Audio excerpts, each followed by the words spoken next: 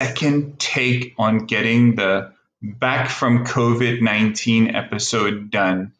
I think last week we had an interesting little quick chat with Malaika, the artist.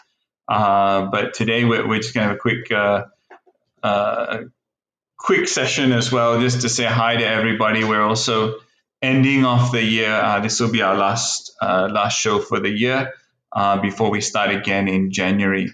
So many of you know, and I put it out there on social media, that I did get COVID-19.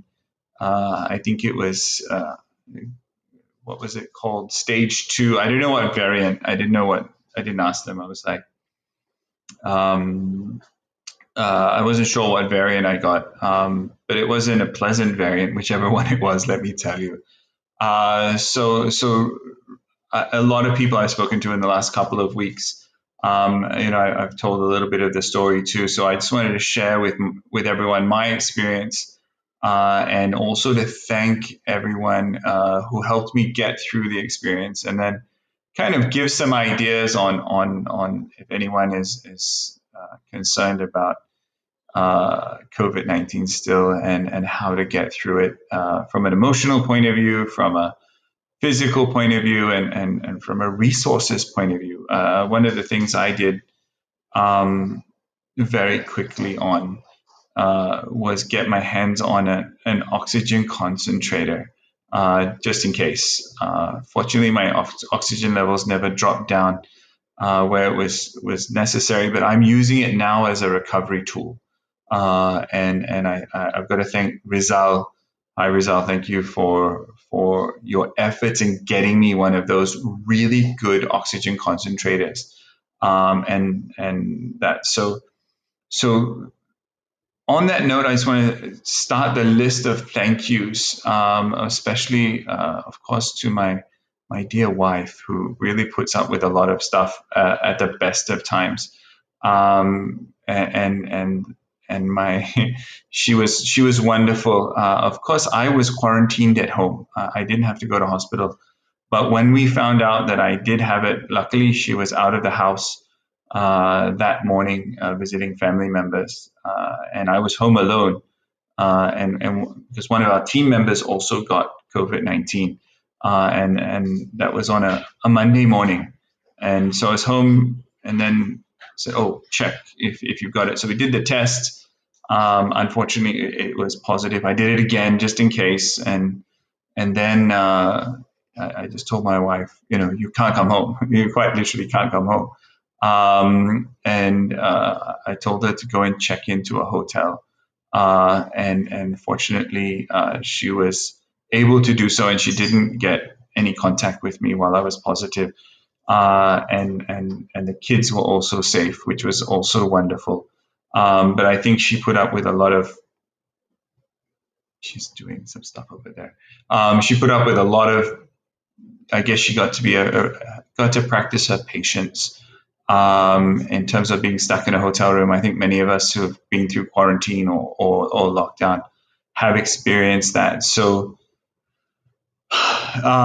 Big thank you to her. Big thank you to my kids. Big thank you to my mom, and Abba and my dad and everyone who just kept calling and checking on me. Really appreciate that, and of course to all my friends as well who did know that I have it. Thank you very much for all the emotional support. That was so important, and I think this is one of the things that we've got to really build into this increased, there's still tons of people getting COVID-19. So we still got to build into our response to COVID-19 an emotional support level, which I think was very important for me. The other thing I think I was very fortunate to have was a vaccine, and I was double vaccinated. So I think anyone out there who still hasn't been vaccinated might be an idea. If there's no religious reason for not doing it, I guess. I don't know what the reason you could be saying no to a COVID-19 vaccine after experiencing the pain of COVID-19. and then having the doctors explain to you, well, thankfully it was only 50% because you were vaccinated. I was like, wow. So I think if you've not been vaccinated, now is the time to quickly do it. If you've been vaccinated and you're due for a booster, now's the time to do it. So I think, I've been very fortunate that I lost a bit of weight, which I was pretty happy about. But I lost all sense of taste and smell. It was amazing, and it took a good month or so to get it back. So I think you just don't feel like eating, which I don't think is a good thing for survival. Fortunately, I'm quite young, but I think for older people and people with existing conditions, I think not eating for 2 weeks or massively reduce your food intake is a dangerous part of the danger. So I think that's another thing that you just don't think about because you're just not hungry during it once you've been infected by COVID-19. So I was just eating so I could eat the medication. So I think again, this is still a concern for all of us. It's still a disease that has a virus that is out there, and wherever you're joining us from around the world, of course, numbers and all kinds of calculations are going on whether or not you're in a lockdown or coming out of a lockdown or some part of your border is closed. But I think what I've experienced is it's definitely something you don't want. So, mask, great idea. Vaccination, even better idea. And just ensuring that you do the things you do to not get it. So I just want to again thank everyone,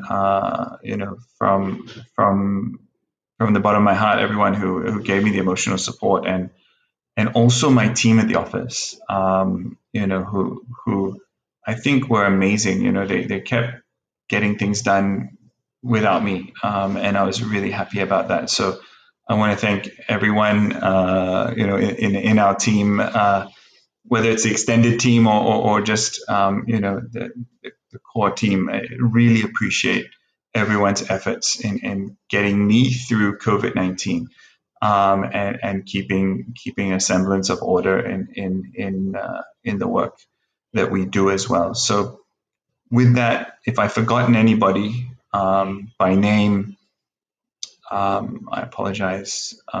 It's not an Oscar. If I do win an Oscar, I will remember your name. And I want to thank everyone for their patience. And I apologize for not being getting the working lunch out in over the last couple of weeks, and I think almost a month or so, right, Young? And we're kind of looking forward to next year. We've already got our guests lined up for January. January is going to be a big month. Plenty to discuss. Of course, here in Malaysia, we're dealing with end-of-year floods. So anyone who's stuck in a flood or recently just got out of a flood, please stay safe. And also, of course, it's Christmas time. So I want to wish everyone who's celebrating Christmas a Merry Christmas. And I hope everyone has a good end of the year. And I hope everyone enjoys the New Year celebrations responsibly. And we look forward to seeing you again next year on A Working Lunch with Nordin. At the same time, I want to thank all my guests for this year. It's been an amazing year. We had guests from all over the world, all walks of life, all interesting discussions we had. I want to thank everyone who contributed to our little show and our little piece of social media. And I hope the discussions were useful and helped everyone get through what we're all collectively going through. So on that note, thank you very much, and I look forward to seeing you again next year on A Working Lunch with Nordin.